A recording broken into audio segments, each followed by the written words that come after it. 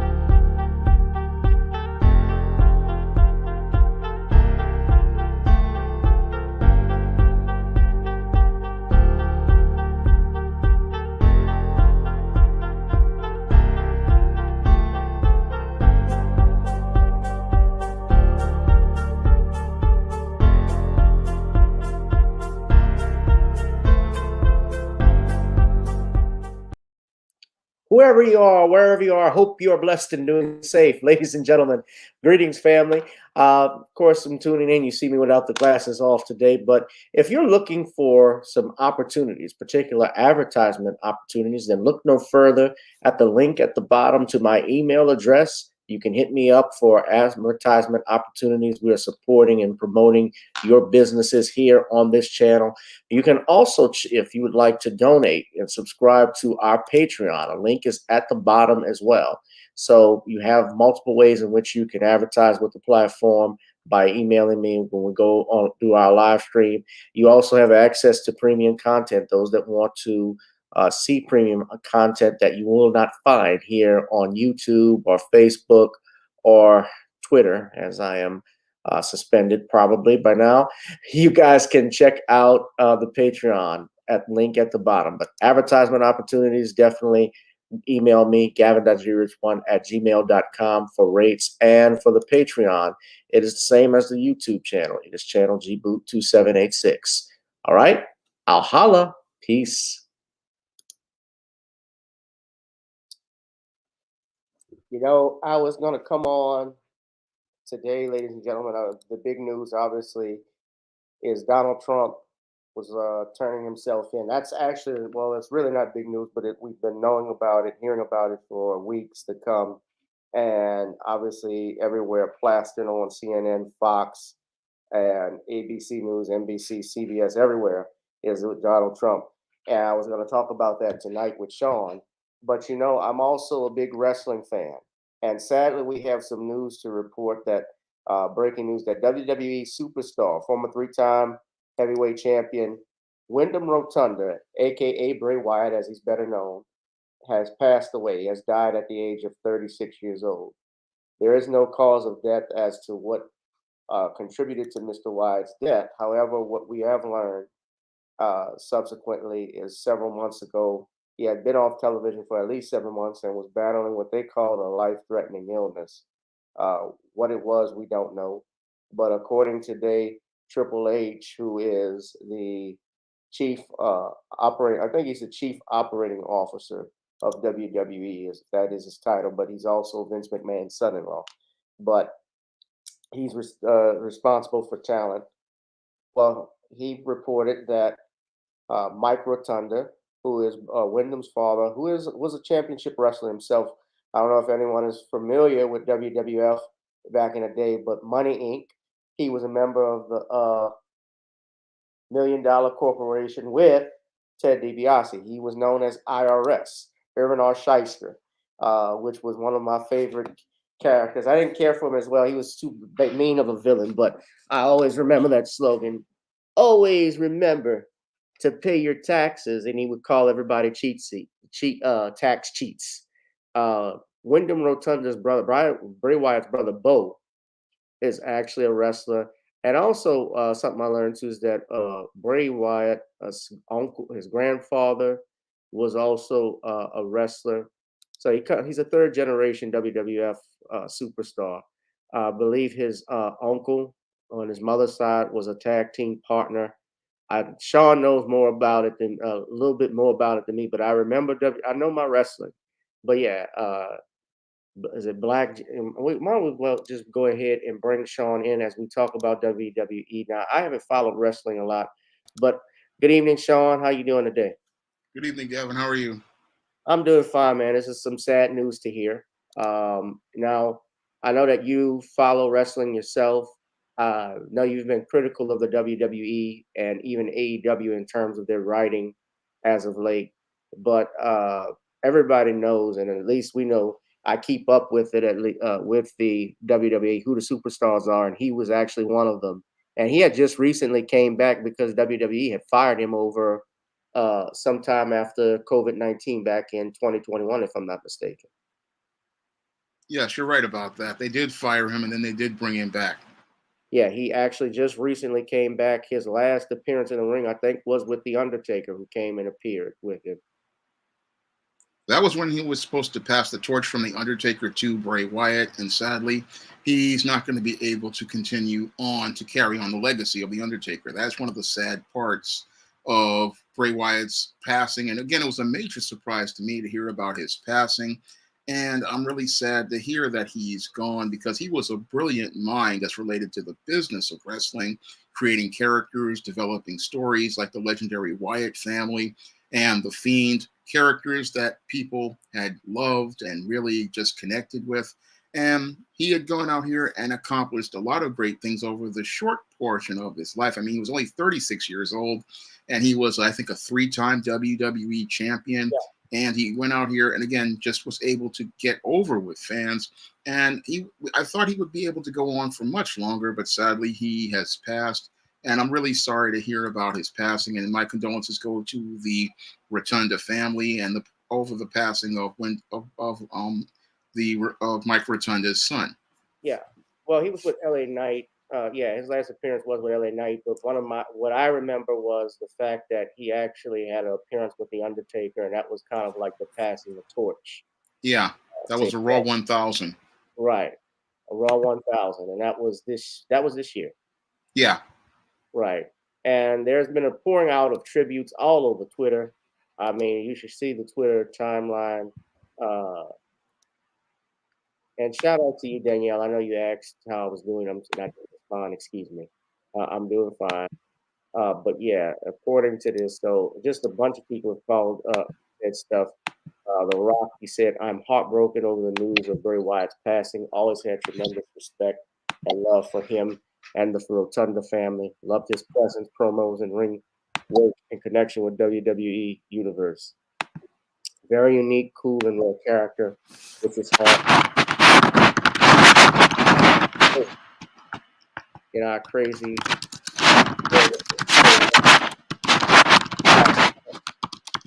That scratching sound. I gotta mute it. All right, I muted Sean. As I was saying, he stated, still processing losing the GOAT, Terry Funk. Yeah, Terry Funk died yesterday. Terry Funk was one of my favorites from back in the day as well. And I guess we can talk about Terry Funk too. You know, rest in peace to Terry Funk, because Terry Funk was one of the OGs of wrestling who did hardcore style, and he had made appearances on every major promotion you could think of. Whether you're talking about WWF when they had Raw is War, there's battles with Cactus Jack. They were actually tag team partners at once when they fought. One of my favorite memories was when they went against the New Age Outlaws. And I was actually watching that video when, and I don't want to play it because I'll get a copyright strike, but when Terry Funk and Mankind, well, Cactus Jack, because Mick Foley had like 3 wrestling characters. He was Dude Love, Cactus Jack, and Mankind, right? And Terry Funk was Chainsaw Charlie, right? Sean, can you hear me? Yeah, he was. Yeah, and they used to do the hardcore battles, but Terry Funk was OG. He was an OG. Big E even said, man, the first dude that took me under his wing when I got signed in 2009, we spent much of our adult lives together praying for JoJo. JoJo is Bray Wyatt, is Bray Wyatt's, I want to say, I guess you could say his wife. I don't think they were married, but he had been married previously. And I believe he has 4 children that he's now leaving, which is this, that's the sad thing I have, that he just recently had a baby about 2 years ago. So that's the sad part, is that these kids who are young, his baby girl is not going to know her father, and I feel terrible about that. Because this is young, Sean. 30, Yeah, it is. I'm 37.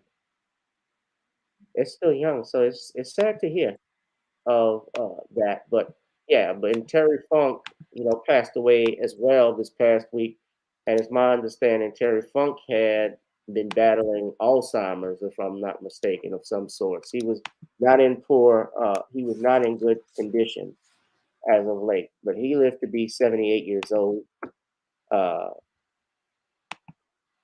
Yeah, I like Terry Funk. I'll see if I can play. I might get. I want to get a copyright strike.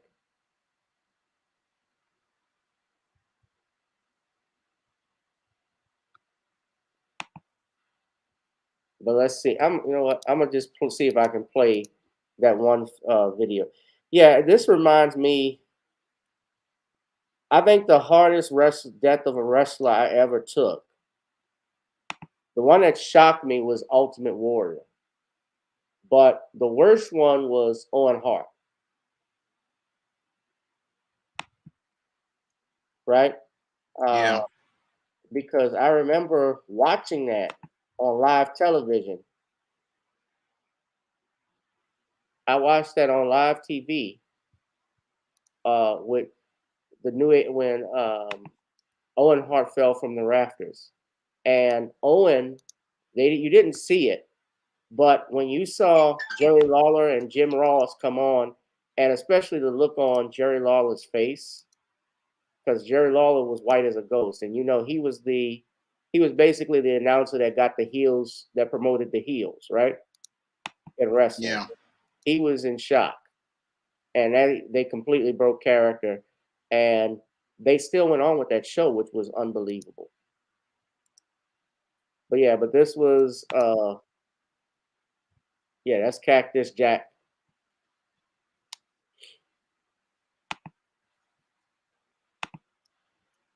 They were teammates at one time. They did the let's see. Yeah, this is what I remember. I won't play. I just show. I guess I won't. I could get away with just showing like the image, but that's Terry Funk as Chainsaw Charlie.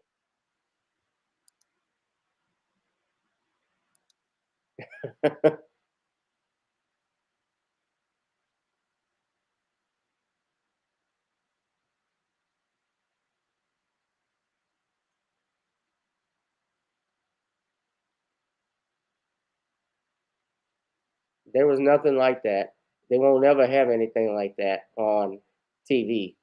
WWE has gone PG, and ECW, they've bought out their competition like ECW and WCW, so you're never going to see the Monday Night Wars like from what we saw back in the day. But yeah, man, that if Sean, if you got anything to say more about it, yeah, I remember Ultimate Warrior took me off guard because we just saw him. He was in New Orleans. Macho Man Yeah. was very hard for me. I remember when Andre passed, but not too much because I was a little kid. But Chris Benoit, that was a straight up murder. Yeah. That Well, was a murder suicide. the one that shocked me was Eddie Guerrero because I had been following him since WCW, followed him all the way to the WWE Championship, and I had thought he was going to go on to greater things, but it was just a shock to hear about Eddie Guerrero's passing. And that was the one that surprised me the most. And it was sad to hear about Terry Funk yesterday. And now we're hearing about Wyndham Rotunda, also known as Bray Wyatt. Again, we lost, two greats as related to wrestling. We lost an icon in Terry Funk, and we also lost a brilliant mind for wrestling in Bray Wyatt. I mean, I wish we could have seen him go further because I believe he had a whole lot more as related to the craft of wrestling and adding to the craft of Yeah, wrestling. Man, he had a brilliant mind, and I wish we could have seen more of it. And that's one of the saddest parts about this is that WWE basically messed up a lot of the later part of Bray Wyatt's career by not booking him right and not really taking care of him. But he was again great talent, and it's so sad we'll never see him actualize further more of his ideas. yeah. When he did the Fiend, Yeah, yeah, Wyatt family, so many brilliant characters. yeah, he had great promos. You can't deny that. Promos were great. I was never really, and I mean, look, I haven't watched wrestling like talking about it. I don't think wrestling is, what we have today. I know it's maybe unfair to compare the 1980s and 90s to wrestling today because it gives a disadvantage, but that's just a natural part of life. We always go back. There's always a sense of nostalgia, and the truth of the matter is, how do these guys measure up against the likes of the personalities that you had? Wrestling, Bobby the Brain Heenan even said, "How can wrestling be? Do you see wrestling having this replicating the success what you guys did with Hogan and Piper and Andre and all those guys in the 80s?" And he said, "No, it's gone." He said, "The magic is gone." They said, "Why?" He said, "Well, we've told everybody what we do. Now everybody knows what's real and what, the tricks of the trade." I think there's still business there, but is it as big as what it was, Sean? I don't think it is. No, it's nowhere near what it was. I mean, it's nowhere near what it was in the 80s in the rock and wrestling era, and it's nowhere near what we had in the 90s in the attitude era. I mean, it's really a bland, sanitized product compared to what we got. And we got those glimpses of greatness with The Fiend. I mean, he was one of those characters who was going to take things to another level, but we don't really have that type of creativity anymore, and it's not really encouraged. I mean, the way they treated Bray Wyatt towards the end of his career, that was the thing that really upset me the most because he was looking to create different and unique perspectives as related to characters and story. And he really didn't get that support from WWE. And that's the saddest whole part of this whole thing. I mean, Bray or Wyndham was a great talent, and they just never really let him just run with the football and really take things to that next level.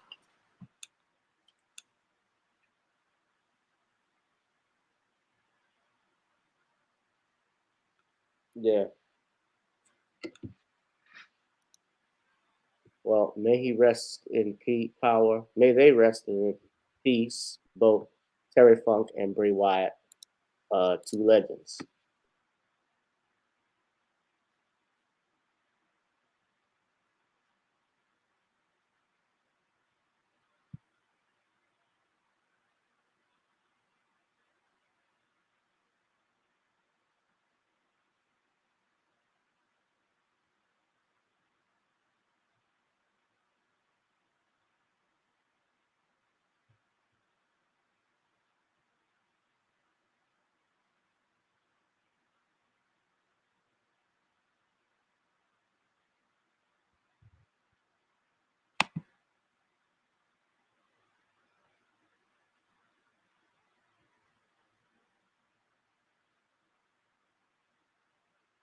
Okay.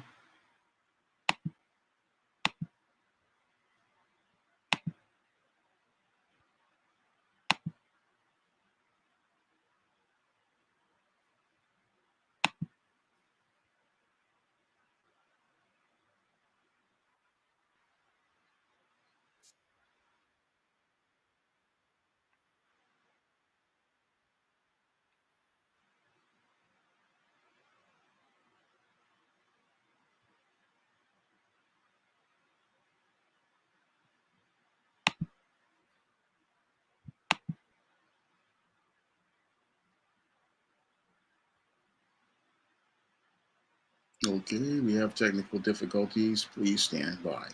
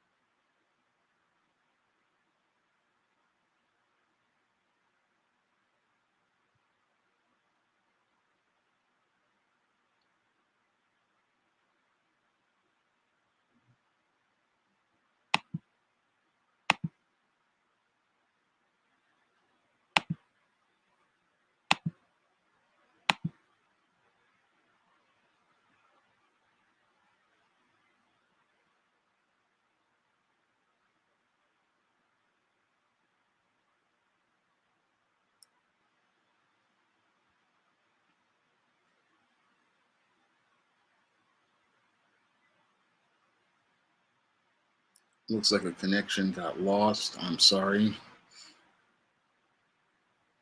But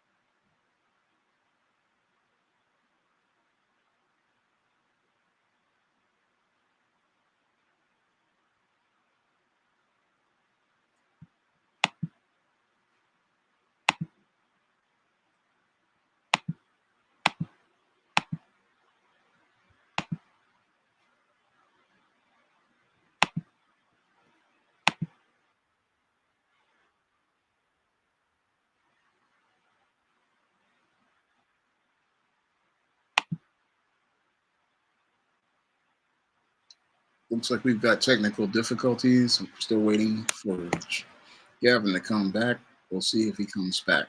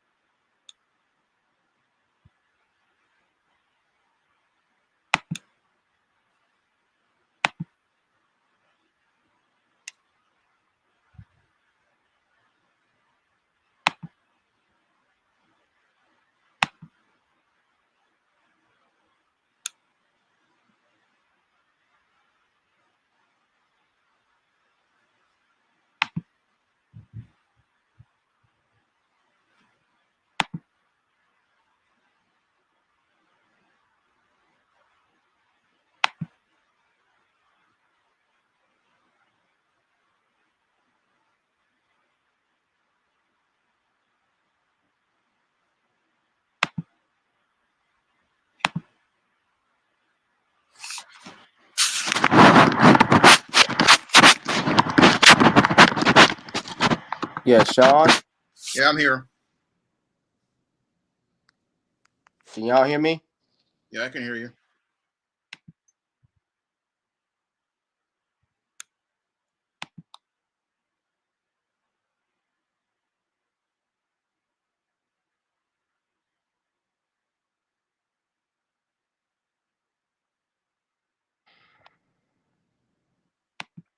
Sean, can you hear me? Yeah, I can hear you.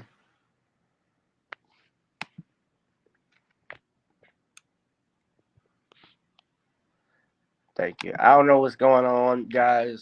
I was working on the internet. Um, my internet apparently, for some reason, especially in this part of the house, even though I have an adapter that allows me to have connections, uh, apparently clunked out. Let me see. I might be able to come back through the computer. I had restarted it, so I had to go. Hold on a second.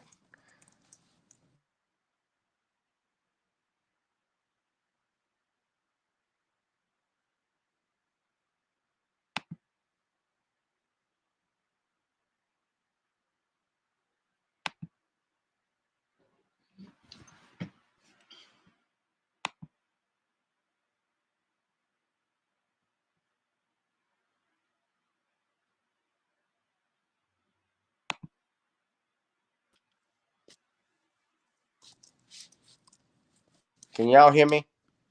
Yeah, I can hear you.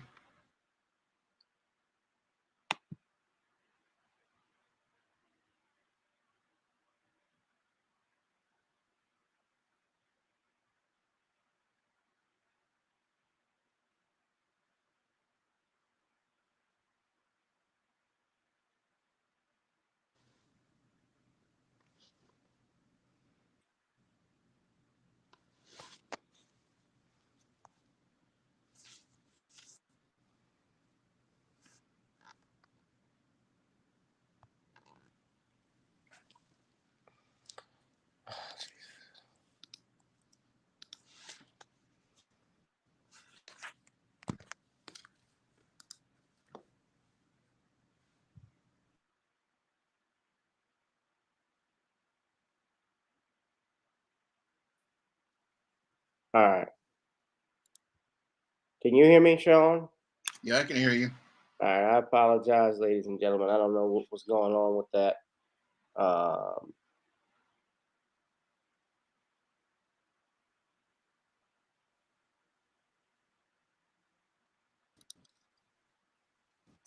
So let me remove that because I had come on. I had to come on the phone to see what was going on. So he said Alexa Bliss is currently pregnant. Yeah. Well, that makes sense. It's why you probably haven't seen her too much.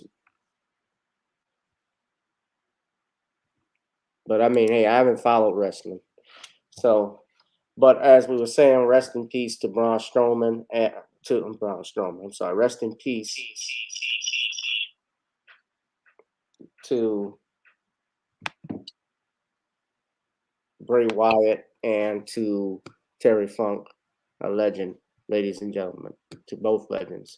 Hit that like, share, and subscribe button, ladies and gentlemen. Also, if I hadn't told you, please, if you would like, you can, of course, contribute to this channel by going to the links at the bottom.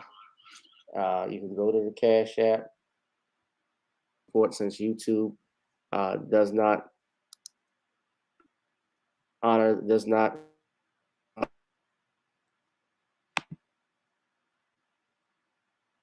All right, it's doing this shit again.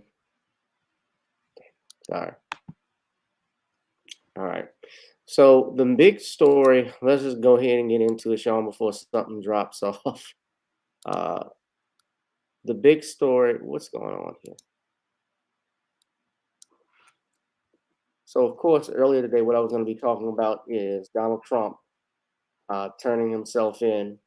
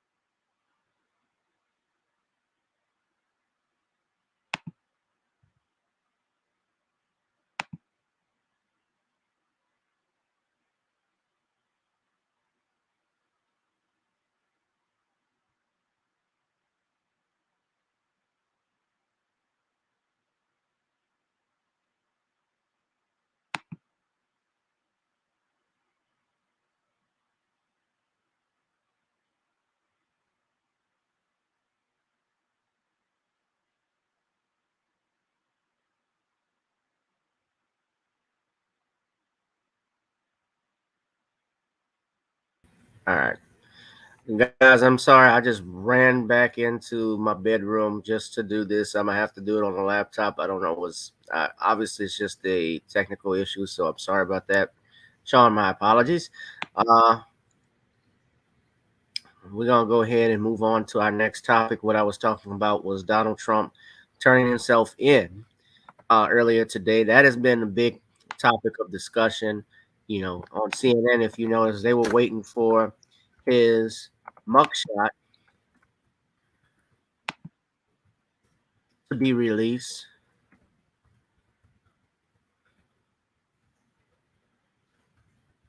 And I wanted to get Sean's take on it, but before we do that, I'm going to show you all because CNN has just been blowing this whole thing up. You know, you knew they were going to talk about it, although CNN was starting to make some right wing turns, you know, very traditionally and most importantly for them, you know, CNN is a traditionally a Democratic network.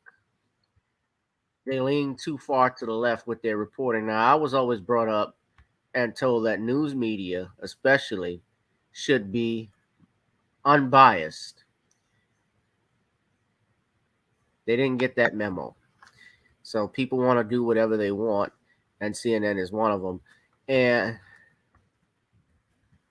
I'm not defending Donald Trump per se, but this was the booking for it. This is what they've been talking about. My parents have been watching it, Sean.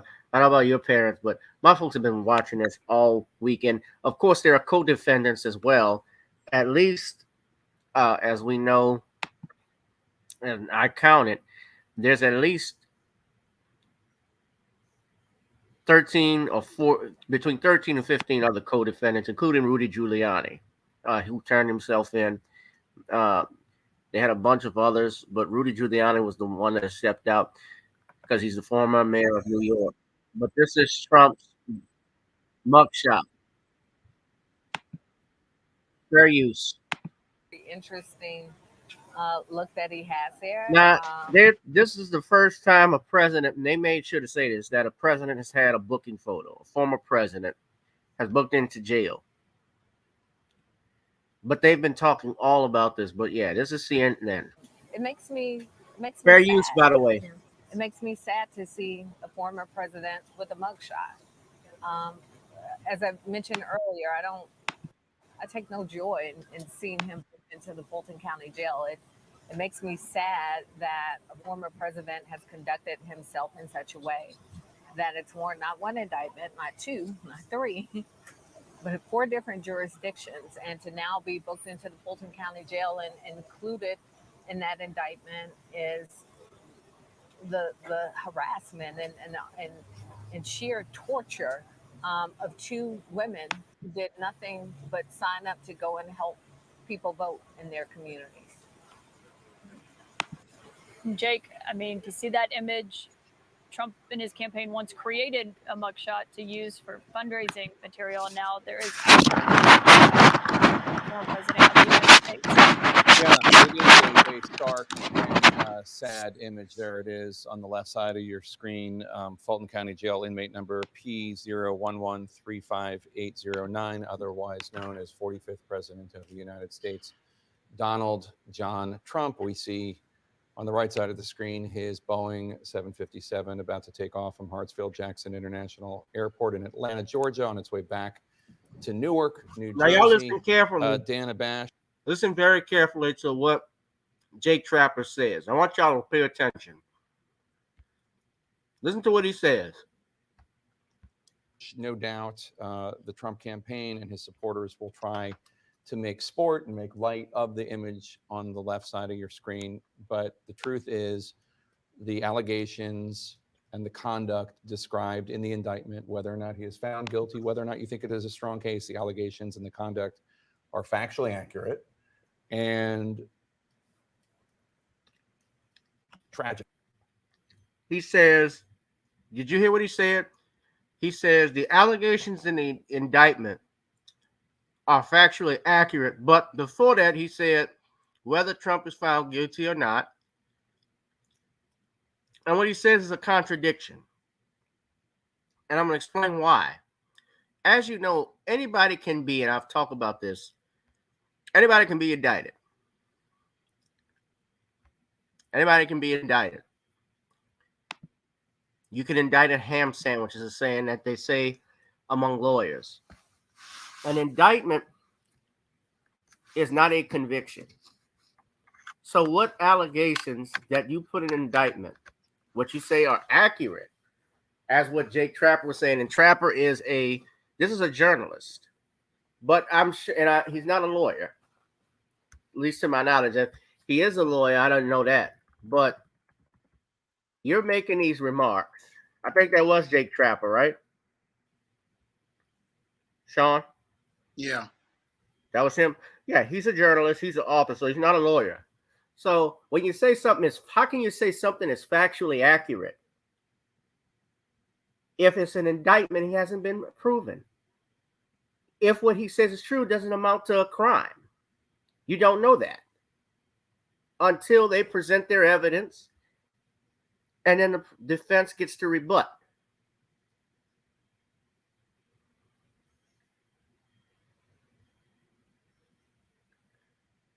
This is not me defending Donald Trump. This is me stating what the law is. And that image is what I think of when I think of those that conduct. And that is now an image that will be cemented in history. I mean, how many images are there of Donald Trump? He is maybe the most famous person on the planet, but this particular photo with the Fulton County, you can tell me exactly what this is emblazoned on the corner there. That is going to be iconic and infamous is probably a better way to say it. And I think that you said that maybe they'll make light of it. Maybe some people will make light of it, but they are going to appropriate it. They are going to embrace it, and they are going to use it as the ultimate example of his entire campaign, which is they're out to get me. It doesn't make Sean, so I'm listening to this. These are journalists. It's clear. Again, CNN leans to the left, Fox News leans to the right. News media should be middle, meaning unbiased. There should be no association with either. But when you hear this and you think of Trump turning himself in, and by the way, the district attorney of Fulton County, which is in Atlanta, Georgia, is Fonnie Willis, who I've been critical for a long time of. I remember when Paul Howard was running for district attorney and was prosecuting those officers in the killing of the brother that was shot outside Wendy's, and yet black people didn't show up to vote, and Paul Howard lost the election. And sure enough, those officers got off the hook.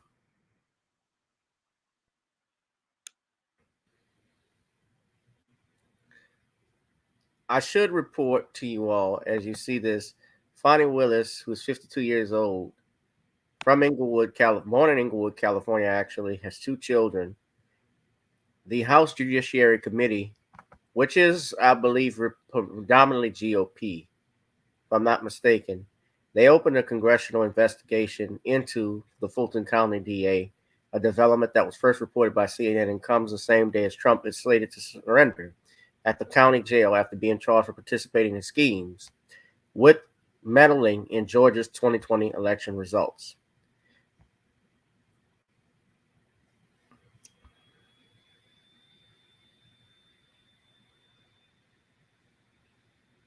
Yeah.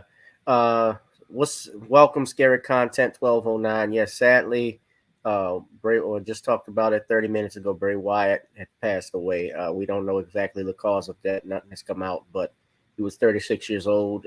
It's been reported he was battling a life-threatening illness, whatever that was. Allegedly, I've been hearing it was COVID-19, but we don't know if he had any other problems before that.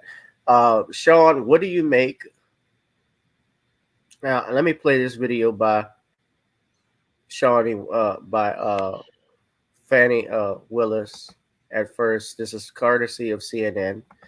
So fair use, CNN, before you all put a copyright strike on me. Charging decisions by September 1st. Willis telling a CNN affiliate over the weekend, quote, "The work is done. We're ready to go." CNN's Sarah Murray, fresh off of her 1-hour documentary on this very topic that aired last night live in Atlanta outside Fulton County Courthouse. Murray, what's your sense of things? You've covered this so closely. What's your sense of things right now in terms of timeline when this may actually happen? Well, good morning, Phil. I still think that we are in the sort of weeks away window rather than the days away window, but it's very clear that preparations are ramping up. You can see behind me that barricades are already starting to go up around the Fulton County Courthouse. Today is the day when much of Willis's team is going to begin to work remotely, another security precaution that they're taking. And our local affiliate, WXIA, caught up with Willis at a back-to-school event over the weekend where she was very clear that the brunt of her work on this case is already done and that people may not be super thrilled with the upcoming charging announcements she has to make. Take a listen. Some people may not be happy with the decisions that I was making, and sometimes when people are unhappy, they act in a way that could create harm. The work is accomplished. I mean, we've been working for 2.5 years. We're ready to go. Now, obviously, they're concerned about people who may be unhappy with whatever these charging decisions are, is what's precipitating this enhanced security. And I suspect we're going to see a whole lot more of this in the coming weeks, guys.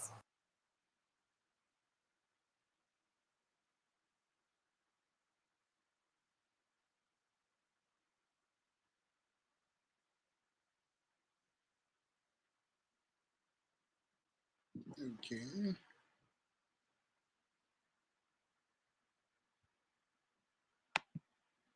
Vivek Ramaswamy's the GOP. They said he's shining bright yesterday. I hope not. I didn't watch it.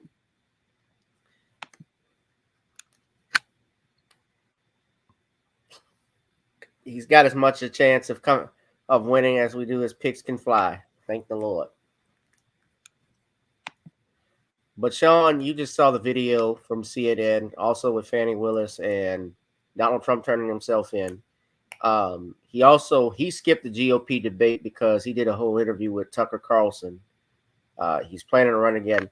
What are your thoughts about all this? We've talked about these indictments before, and it's going to lead into our final topic, also about illegal immigrants. But I want to know your opinion on this situation. Well, this whole thing is nothing more than political theater. It's all designed to go out here and stimulate the emotions of leftists and give them an empty symbolic victory, because a Donald Trump mugshot does not go out here and invalidate Biden's whole record of failures. And that's the thing most critical thinking voters are going to be thinking about. They're not going to be caught up in their feelings about Donald Trump. No, they're going to look at the current president's whole record as related to the economy and looking at his record of failures as related to COVID and other issues. They're going to look at Joe Biden and say that, look, you can talk all you want about Donald Trump, but we're looking at your record. Now, again, many of these leftists, they are emotionally sated at seeing a picture of Donald Trump in a mugshot. But again, that's all political theater, because when you look at the big picture, white supremacy does not go out here and punish white supremacy. Satan does not cast out Satan, because if you cast out Satan, you're not going to have any power at all. And I can really see this as, again, just being political theater, because they didn't go out here and get white prosecutors to go after Donald Trump as related to these state cases. No, they went out here and got black bootlicks to go out here and do the dirty work, because they know that if they went out here and brought out white prosecutors, then that would show that white supremacy was participating in Satan, casting out Satan. So this is all just one big theatrical drama meant to get people emotional, meant to get them riled up, and then to get those on the red party scared so that they will go out here and think about, oh, maybe we should go out here and vote for somebody else. But what many people are doing is looking at this whole circus for what it is, a stunt to try to scare people into being discouraged as related to supporting Donald Trump. But what I've noticed with most people who support Donald Trump, it's like the woman who goes out here and supports Pookie. She's going to ride or die with Pookie no matter what. And the more you attack Pookie, what happens is the more that woman is going to dig in her heels and double down on supporting Pookie. And that's the whole thing as related to these attacks on Donald Trump. They make his base stronger. They make his arguments stronger. And the more you attack him, the bigger you grow out his base because, one, you're giving Donald Trump more attention, and two, you're turning Donald Trump into a political martyr. This is what the left doesn't understand about its constant attacks on Donald Trump. What's happening is you make him stronger with every attack, and the smart thing would have been to just let him run, and this time just let him run because he might have a chance of winning. He might have a chance of losing. But the more you attack him, the more you incentivize people to support him, the more you galvanize people behind him, because people will start to feel like their so-called democracy is at risk. And this whole attempt to go after him, again, it makes many on the left feel good to get that picture in the short term. But in the long term, what they're doing is doing Donald Trump's work for him, galvanizing his base, which never left him. And as you galvanize that base, you make him stronger. And you make that base stronger as related not only to his voting bloc, but also to a potential jury pool. And that's what these black prosecutors aren't really looking at. Many of these whites and non-blacks who support Donald Trump are going to go out here and do jury nullification, which is a term that most people don't know about, and go out here and vote on this case the same way that people do as related to many cases, like in the case of many of these races, when it's a white person on trial, they will go out here and use jury nullification to acquit that individual. So I'm looking at this whole case from the panoramic perspective, and it's the worst thing that the Biden administration allowed to happen, because you're making Donald Trump stronger. And again, the more you attack him, the more you put him in a martyr situation. And if you put him in a martyr situation, you may actually make it worse for yourself, because again, when it comes to bad boys and rebels, white women love bad boys and rebels, and you're making him into the ultimate bad boy who may lead to another political upset in 2024. Yeah. So you think this is going to backfire on the Democrats and Biden? It's going to backfire big time, because I see it right now. And again, I see it right now backfiring because, again, when I look at this whole situation, I look at it the same way I look at women who date bad boys. And again, people like a rebel, people like an outsider, they like a dark horse. And the more you go after Donald Trump, the more these attributes are projected onto him. So I think this is going to backfire big time. Yeah, you might have a case against him. But again, the whole thing is white supremacy does not cast out white supremacy. Satan doesn't cast out Satan. And the more you attack Satan, what you're going to do is go out here and make yourself look worse. Because again, a Donald Trump mugshot does not cancel out Joe Biden's track record. A Donald Trump mugshot does not go out here and increase Joe Biden's low approval rating. A Donald Trump mugshot does not go out here and invalidate Joe Biden's failed record. And that's the thing that many on the left don't understand, because they're so caught up in their feelings and think everybody's emotional like them. But everybody isn't emotional, and we have to go out here and approach things from a critical perspective.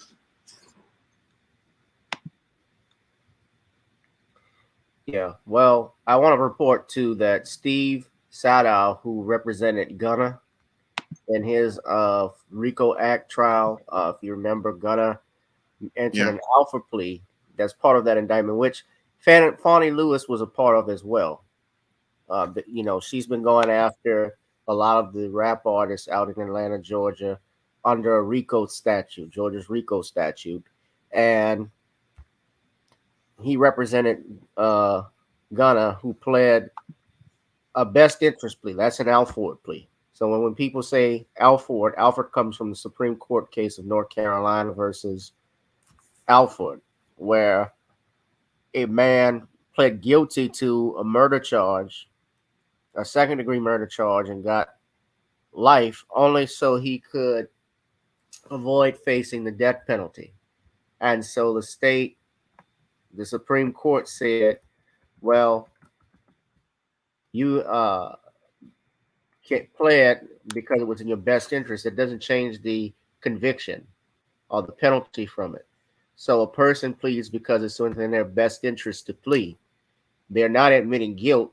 They're still trying to maintain their innocence, but they're doing it just because they said there is enough evidence that they think could prove them guilty beyond a reasonable doubt, and they just want to plead to get it over with. That's essentially what it is. So, and that's, yeah. So that happens. But I do see that this is, I was gonna. So I do see, do you think Trump could be acquitted? A lot of people have been asking that. Do you think anybody can be acquitted? I don't see, my thing is that with him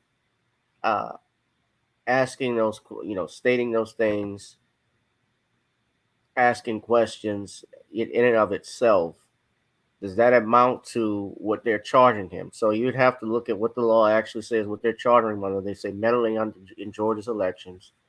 You can, even if you don't like that person, but complaining about your loss and especially asking for a recount, stating you won in and of itself does not amount to a crime. What would meddling be? Just in my opinion, I guess what they're saying is with interference, did he do anything to change specifically, could he have changed the votes? Did he actually go in there? If he files lawsuits, which I noticed that his team was doing to challenge the results, that's legal. If he was asking the election commissioner to look into it, that in of itself is legal. Now, if he was asking her to do something that was criminal and fraudulent, that's another thing. But yes, Joe Biden's approval ratings, as you alluded to, Sean, a lot of people think this is politically motivated. I believe that too. Hit that like, share, and subscribe button, ladies and gentlemen. And you couple that with what's all going on. I think one of the biggest things, especially with the Biden administration and Democrats, people are tired of having the same old, basically the Democrats have been catering to other groups instead of black people. They have not talked about black interests. If they do this pandering stuff. They get celebrities to come out to try and get black people to vote, but they haven't offered them anything. But they have offered things to people who are non-citizens, and particularly illegal immigrants. Now, you and I have talked about this before because we had a passionate conversation about this. I did a video about Brandon Harris, Brandon Jackson, the mayor of Chicago, asking, trying to push for monies to go towards illegal immigrants, including housing. In New York, Eric Adams is asking for money as well. He's also going back and forth with the Biden administration over housing illegal immigrants. And now in the state of Massachusetts, the officials, these are the governors, now are recommending that the citizens, they declared a state of emergency a couple of weeks ago.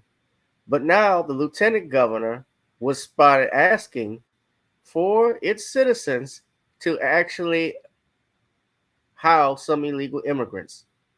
Eric Adams even suggested this, if you recall, Sean, a few months ago, and we talked about this. We talked about this in our video. So now you have the governor of Massachusetts, Governor Maura Healey, declaring a state of emergency. She says, Maura Healey has declared a state of emergency over the migrant housing crisis. She says the number of families living in shelters is surging. Chris Tanaka is live in the Satellite Center tonight. And Chris, by making this emergency declaration, the governor is asking for the federal government's help. Yeah, Lisa, you are correct. And this really does represent the confluence of two emerging crises. One, the migrants flooding into the state, but also the limited supply of affordable housing that's already being stressed.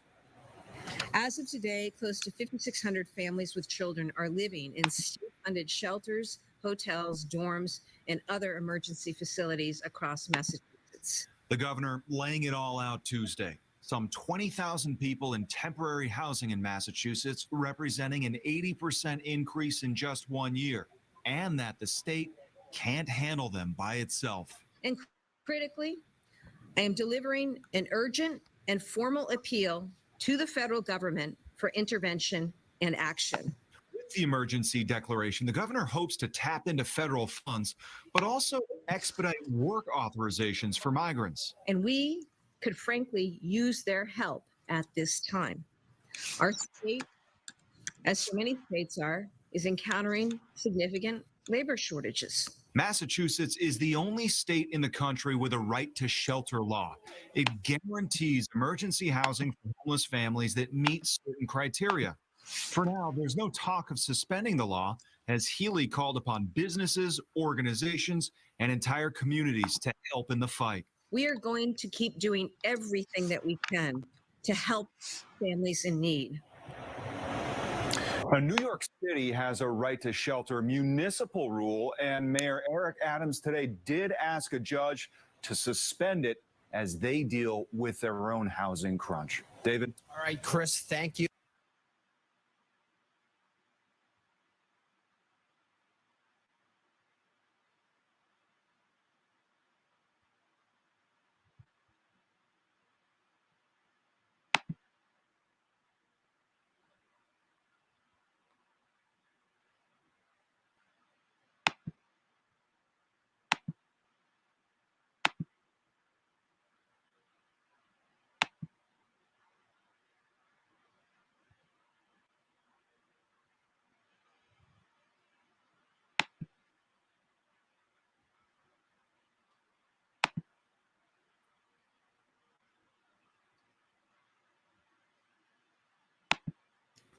Okay, I was muted.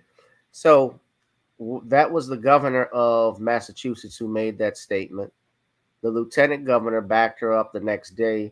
They're asking for communities to consider sheltering these people, businesses, neighbors.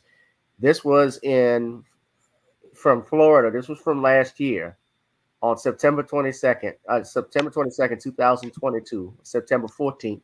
This article came out and stated that Florida flies 2 plane loads of migrants to Martha's Vineyard. The moneyed summer resort became an unlikely arena in the fight over illegal immigration. Republican states have bused thousands of migrants to New York and Washington. Excuse me. It's no problem. They are out of their minds. Now, I'm as passionate as anybody else, Sean, but how are you when it comes to, I assume your position hasn't changed. How are you with this, where these migrants are they come into this country, albeit with an open border policy by the Biden administration, and you have the states who are the ones pushing for that, the Democratic states, the Democratic cities, the mayors like Jackson and Adams. You now have governors like Haley. They asked for this, and it seems like they're weeping what they sow.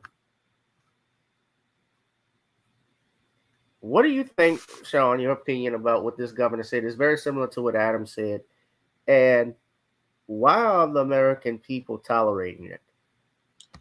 Well, this governor basically is desperate, and she's so desperate that she shows how pathetic she is as a leader. Because for you to sit there and ask American citizens to go out here and house people who are illegal shows that you really are incompetent, because the American people have no right to go out here and house an individual in their home. According to our U.S. Constitution, under the 4th Amendment, I believe, there is no supposed to be quartering of troops. And I would believe that an illegal immigrant is the same thing as trying to quarter a troop in somebody's home. That is unconstitutional. And again, just shows how out of touch this governor is, and how her mouth wrote a check her backside can't cash, because she was possibly like Eric Adams out here virtue signaling. And as she was out here virtue signaling, trying to show how not racist she was as related to Greg Abbott sending these migrants, she wanted to go out here and think she could virtue signal until she realized that she would be overwhelmed by the millions of people who come into this country illegally every year. And now what she wants to do is try to make it where the American people and the taxpayers are responsible for these people. And I would never want to take anybody in my home like this because these individuals have not been vetted. They have not been checked for disease.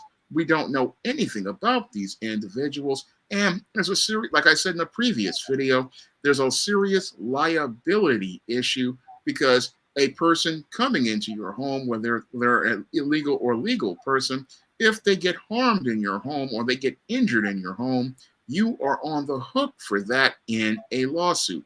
And that's, again, just irresponsible for this governor to go out here and beg people to put people in their homes. No, what they need to do is own up and admit that you went wrong.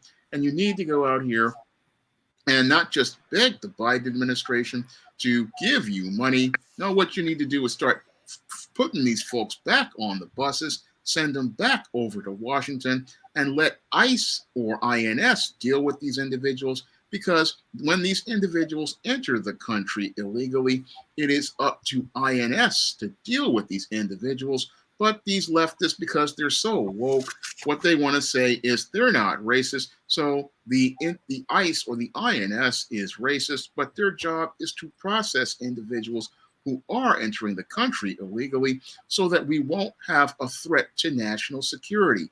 Because not only is this a threat to people's homeland security, it is also a threat to national security because when you have an individual who has not been vetted, an individual who has not been checked for disease, what happens is this person puts other Americans at risk. And again, it's extremely irresponsible to sit there and ask Americans to house individuals all because you want a virtue signal. If you want a virtue signal, bring them to the governor's mansion. If you want a virtue signal, bring them to the mayor's mansion, and you house these migrants. But my whole approach to it would have been completely different. It would have been to turn the buses back because, again, any state doesn't have any jurisdiction over individuals who enter the country illegally. And it's up to the federal government to provide that support. And again, this is where the Biden administration is completely out of touch because while Joe Biden is focused on Ukraine with tunnel vision, he can answer a call to President Zelensky, but he has not talked to Eric Adams since 2022. And I doubt he's even talked to Maura Healey since 2022 or Kathy Hochul since 2022. And again, shows you where Joe Biden's priorities are. And again, really reminded me of George W. Bush in his second term as related to the way he mismanaged Hurricane Katrina, basically leaving people out here in the same way that he left people out there after Hurricane Katrina. I look at Joe Biden's irresponsible and disconnected approach to this crisis. I mean, he's basically leaving states out here the same way he left the entire state of Louisiana out here with Hurricane Katrina. Eric Adams is basically Ray Nagin one more again, and Maura Healey is the governor of Louisiana, basically sitting out here. And as they sit out here begging and pleading for help, they're basically looking like they're being set up to be defeated in the next election because this is an unmitigated disaster, and it's an unmitigated disaster all brought on by woke leftists who want to go out here and virtue signal, and they wanted the virtue signal to try to spite Greg Abbott, but all they did was prove him right in that the U.S. is ill-equipped to care for all of these individuals who have entered the country illegally. And what they further don't want to argue is that this is also a threat to national security. Yeah, well, it's a threat to national security. It's certainly a threat to personal security. If you're letting people in, you're not keeping track of them. You're telling American citizens now to open up their homes. We're headed into a recession right now. I don't know if many people know. The economy is not back on. I just read an article from Business Insider that said that the recession, the U.S. economy is still headed for a recession. The stock market crashed, I believe, earlier today. This is from August 22nd, 2023. So, according to Business Insider, they even stated that in an October 2022 poll in which 65% of the economists it surveyed said a recession would arrive in the following 12 months. Things were supposed to get ugly and soon. Now, while unemployment is below 4%, inflation is sliding. Consumers are still spending, and the S&P 500 rallied as much as 20% this year before cooling off recently. And the GDP, which is the gross domestic product, is projected to grow by 1.9% in this third quarter. They said hardly recession material. But they said just because the economy's flight path seems gentle now doesn't mean that there won't be turbulence ahead. And according to some Wall Street strategists and economics I've spoken with, this is the author of this article. In recent weeks, there's plenty of evidence that a recession is on the way. In other words, bulls are declaring victory far too early. Now, what I mean by all of this, why I'm bringing this up, it affects all of us when we have more people in this country.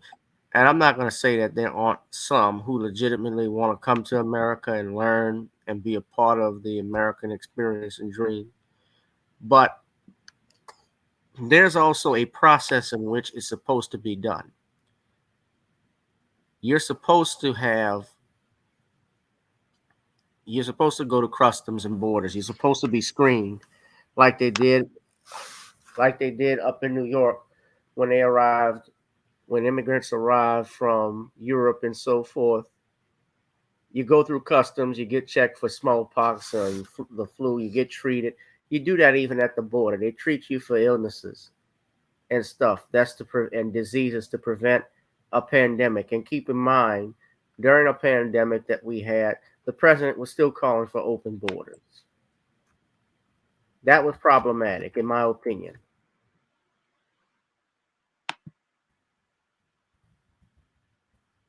It was. At Ellis Island. When you arrived at Ellis Island, they used to treat you, they would examine you before they let you in the country. And this is in the early 1900s. And they wouldn't do this here.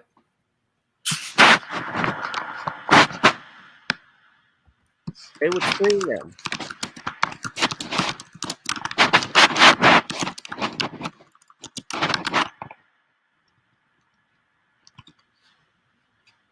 So I think that, yes, the Biden administration is in trouble. I think this backfired. They thought it would get everybody on board, but now instead of focusing on issues, when they chose to do pandering, when they played on emotions and not, when you think on emotions and not on rationale, not on logic, this is what happens. Chaos erupts. You never let your emotions cloud your judgment. And the United States is hurting right now. And Sean, I don't know if it's going to get better anytime soon. I mean, I don't think any president really who you put in is going to change it. Trump actually is the one, like, when he talk about searing up the border, I give credit where the credit is due. He actually was doing stuff like that. Some of his policies, if you looked at it, were not that bad. No, not really. They were not that bad, if we're being honest. But on the other hand, Biden has not been that great. And his policies have hurt. Yep. By the way, Eric Adams was actually on CBS Morning to talk about the influx of asylum seekers. Did you see this, Sean? I'm going to just play this right quick. Hold on.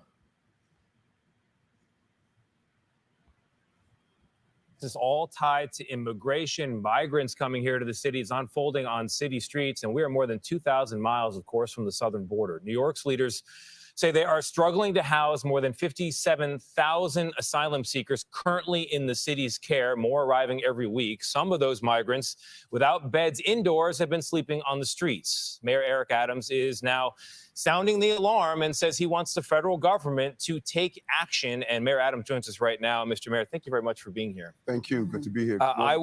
Yesterday you said you're on pace to spend $5 billion on migrant care in this fiscal year. To give people some perspective, that is more than the city spends on sanitation, parks, and the fire department combined. So you're asking for money here. Do I have that right? A combination, more than money, because the faucet is flowing. We have to stop the faucet. We have to make sure we have a real decompression strategy at the border. And we have to ensure that we have real immigration reform, because it's going to continue. It's not sustainable. When you look at 10,000 a month, the math just does not add up. Reform to the system is a long-term fix. That's going to have to go through Congress. Short-term, are you frustrated with the Biden administration? Do you place blame on them for a more welcoming stance that has led to this record surge? There's a lot of blame to go around. Again, the Republicans have been blocking real immigration reform. We're seeing that FEMA is using dollars on the southern border to allow people to bus people to New York City. And what's at the heart of all of this for me is, what is more American than the right to work? Why are we having thousands of people here that are not given the basic premise? The precursor to sleep, to American dream, is the ability to work. It's a 1996 law. It says you got to sit out for 5 months, right? You need that work. And that's even with an asterisk, because even when you sit out for those 5 months, the backlog is so much. Some people could wait anywhere from 1.5 years to 2 years. And so we're saying, in essence, that we have to take care of 97,000 people: food, shelter, clothing, education, the children, the entire combination, and it just continues to flow. So how much are you asking for? What are you asking the government for in terms of dollars? How much are you asking?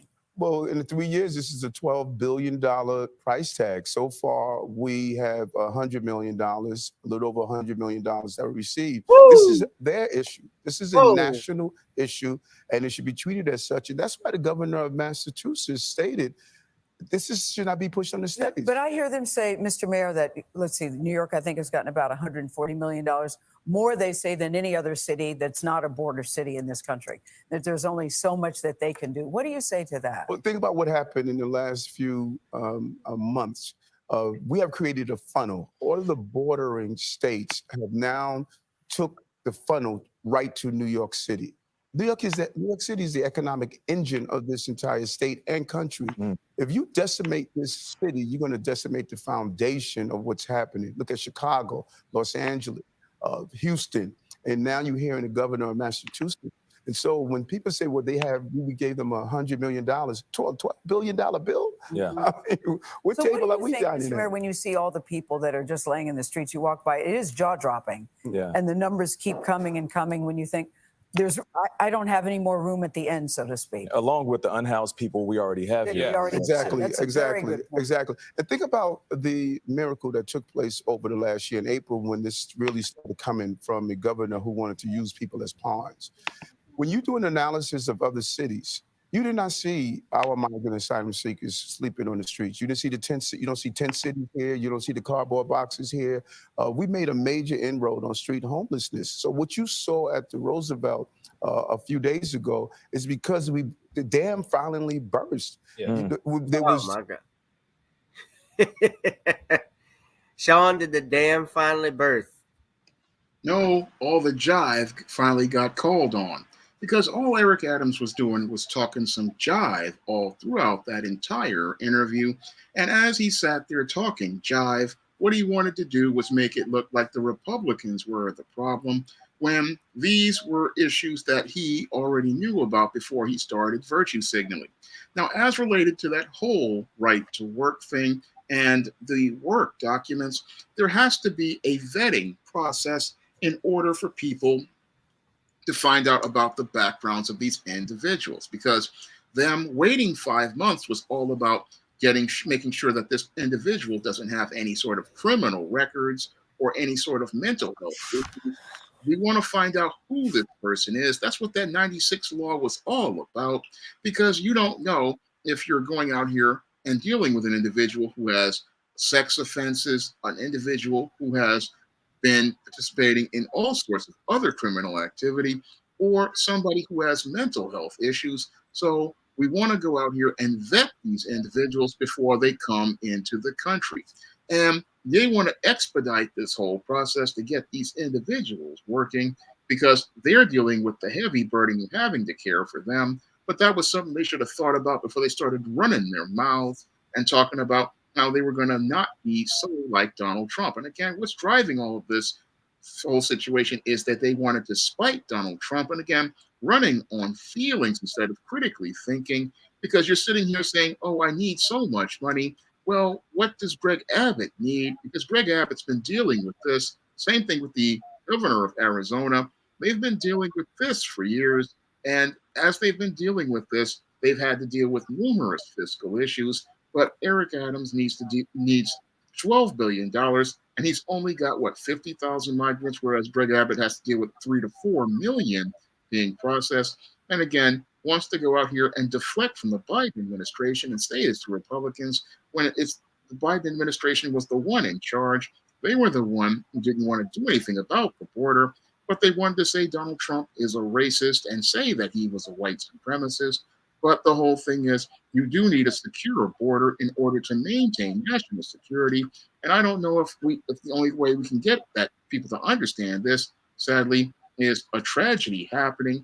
I mean, I look at this whole situation and I listen to Eric Adams. Again, this is a bootlick sitting up here, only thinking about trying to virtue signal, still trying to get brownie points, even though he's basically been asked out by Joe Biden and Kathy Hochul.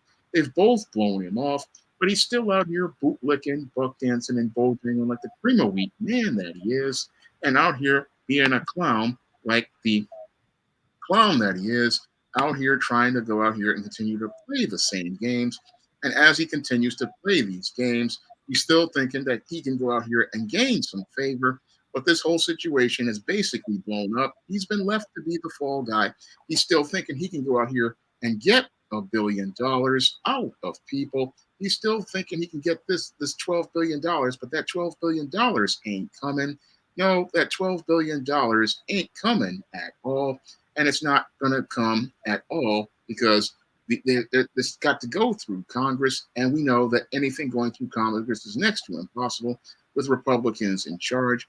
And with Republicans in charge, there's no way that this is going to be able to go through. And again, just shows me how disconnected and out of touch this mayor is and how disconnected and out of touch all these members of the Blue Party are. Yeah.